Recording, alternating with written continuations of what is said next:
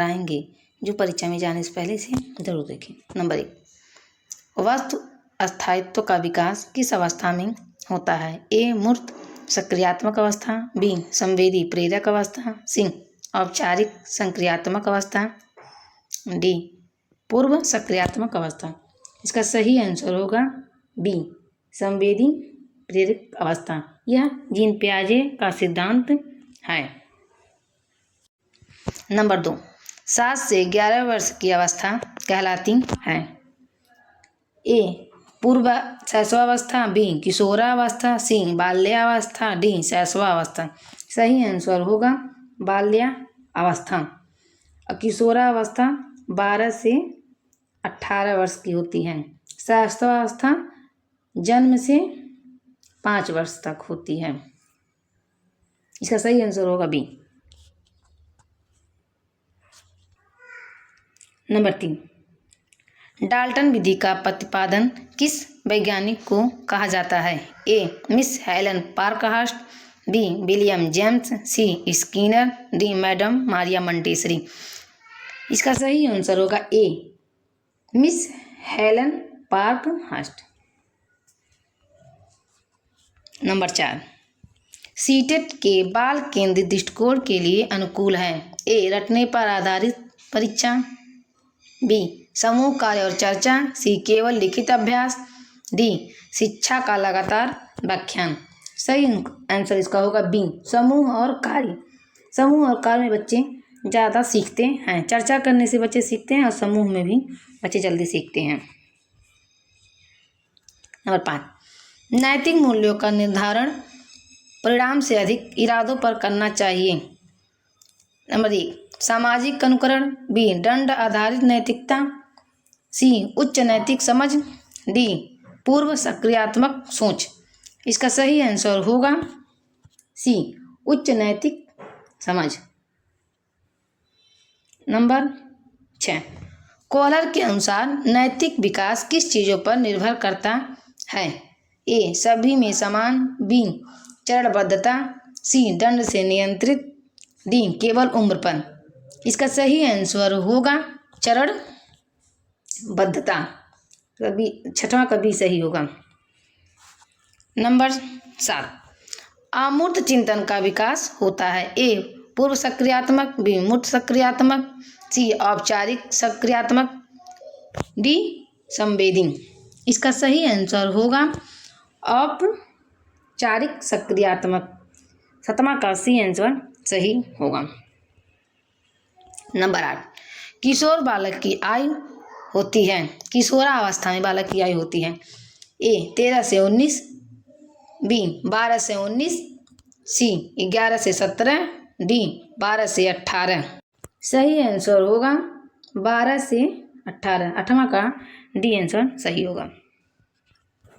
9, बाल मनोविज्ञान में संवेग कितने प्रकार के होते हैं? ए 14, बी 15, सी 16, डी 12। इसका सही आंसर होगा ए 14। नंबर 10, माँ के गर्भ में बच्चे का विकास होता है? ए पैर से सिर, बी धड़, सी बाल से दांत, डी सिर से पैर। इसका सही आंसर होगा सिर से पैर। बच्चे का विकास पहले सिर बनता है, उसके बाद पैरों का निर्माण होता है। नंबर 11, मनोविज्ञान के व्यवहारवादी संप्रदाय के जनक कौन है? ए जोहन बी वाटसन, सी गिलफोर्ड, सी स्किनर, डी जीन पियाजे। सही आंसर होगा ए जोहन बी वाटसन। 11वां का ए सही होगा। नंबर 12 छूट गया। 13, राष्ट्रीय शिक्षा नीति 2020 में प्रस्तावित समग्र 360 डिग्री बहुआयामी उन्नति पत्र को दर्शाया गया है?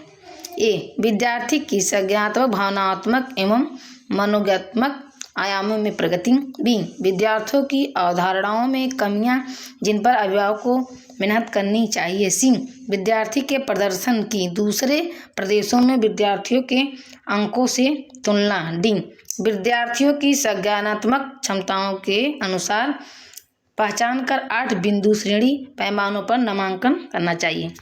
इसका सही आंसर होगा ए। विद्यार्थी की संज्ञानात्मक, भावनात्मक एवं मनोगत्यात्मक आयामों की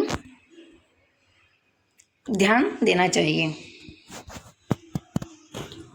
नंबर 14, विकास की प्रवृत्ति होती है ए गुणात्मक, बी ऋणात्मक, सी धनात्मक ऋणात्मक दोनों ही होती है, डी धनात्मक। इसका सही आंसर होगा सी, धनात्मक ऋणात्मक दोनों ही होता। 15, प्रभाव का नियम प्रतिपादित किसने किया ए जीन पियाजे, बी स्किनर, सी कोहलर, डी थॉर्नडाइक।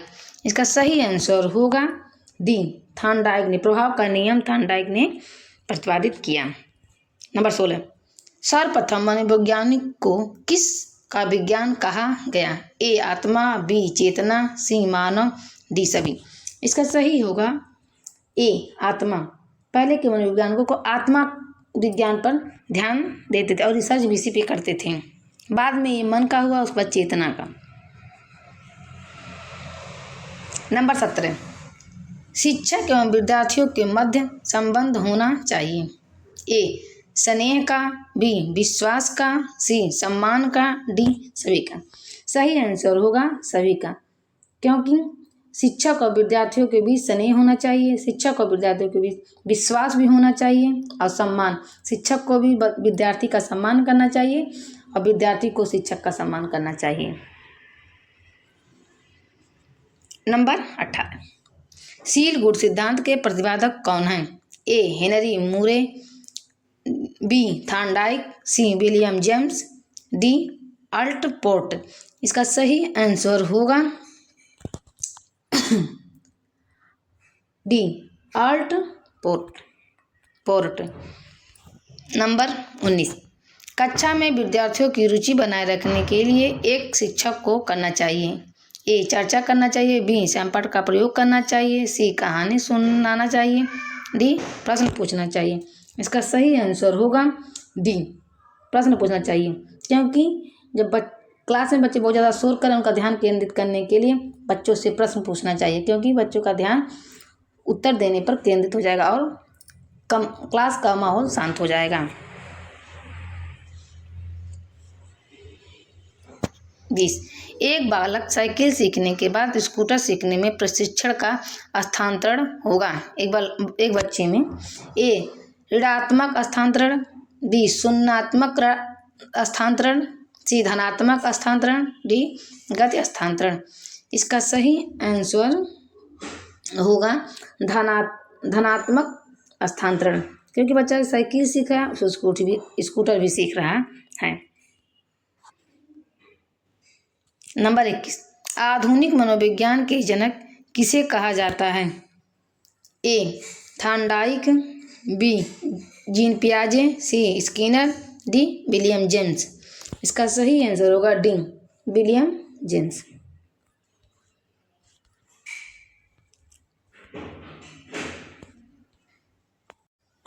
नंबर 22, बुद्धि संरचनात्मक का सिद्धांत किस मनोवैज्ञानिक ने दिया ए थॉमसन ने, बी कोहलर ने, सी जीन पियाजे, डी गिलफोर्ड।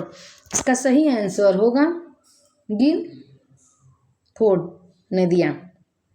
22वां का डी आंसर सही होगा। नंबर 23, प्रिंसिपल ऑफ साइकोलॉजी पुस्तक किसने लिखी A Skinner, B Kohler, C William James, D William Good. इसका सही आंसर होगा विलियम जेम्स। 23 नंबर का सी सही होगा। नंबर 24, विकास के किस काल को अत्यधिक दबाव और तनाव का काल कहा जाता है ए किशोरावस्था, बी प्रौढ़ावस्था, सी वृद्धावस्था, डी मध्य किशोरावस्था। इसका सही आंसर होगा किशोरावस्था को दबाव और तनाव का, इसे तूफानी भी अवस्था कहते हैं।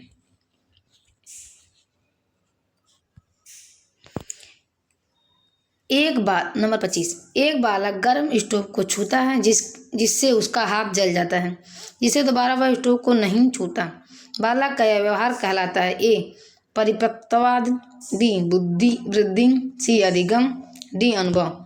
इसका सही आंसर होगा सी अधिगम। 25वां का सी सही होगा।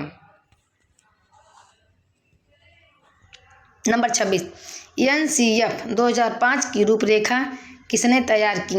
ए CUG Singh, B CBS Singh, C NCERT, D NCTE।